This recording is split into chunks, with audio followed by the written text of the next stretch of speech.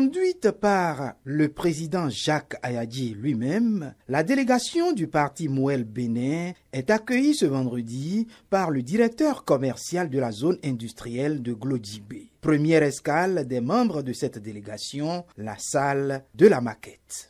Cette zone commerciale nous permettra d'installer des activités support aux industriels. La visite proprement dite va démarrer et à pas de charge. Des usines de production des habits, en passant par l'usine de transformation du coton sorti des champs béninois à la fabrication des serviettes, draps et autres, pour arriver à l'usine de production de carreaux, sans oublier les différents showrooms de ces usines, la délégation était en extase.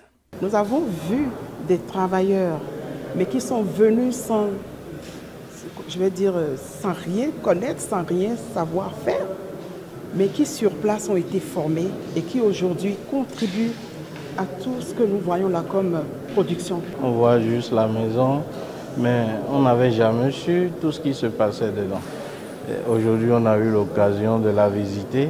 Nous sommes venus toucher de doigts, comme on le dit.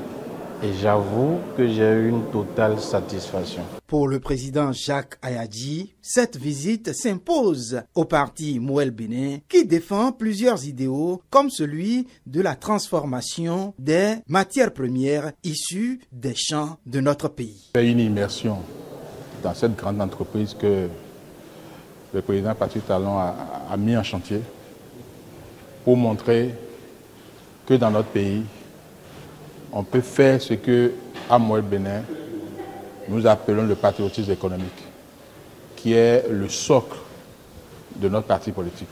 La vision principale, qui consiste à produire ce que nous consommons et à consommer ce que nous produisons pour mettre la jeunesse au travail, enrichir notre pays, pour lui permettre d'autofinancer son développement. La délégation de Mouel Bénin a profité pour mieux s'imprégner par rapport aux rumeurs d'exploitation des jeunes béninois auxquels on payerait des miettes au sein de la GDIZ.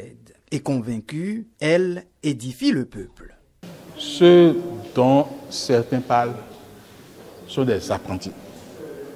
Parce que les usines qui sont mises en place ici ont besoin de la main-d'œuvre qualifiée que nous n'avons pas. Et que si on n'avait pas un leader comme le président Patrice Talon, ces usines vont exploiter nos matières premières, mais vont importer de la main-d'œuvre.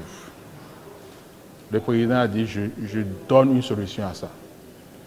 Je mets à titre gracieux des jeunes sans formation à disposition pour que vous les formiez. Les salaires en griffe de 52 000 dont les gens parlent, ce ne sont pas des salaires, ce sont des allocations.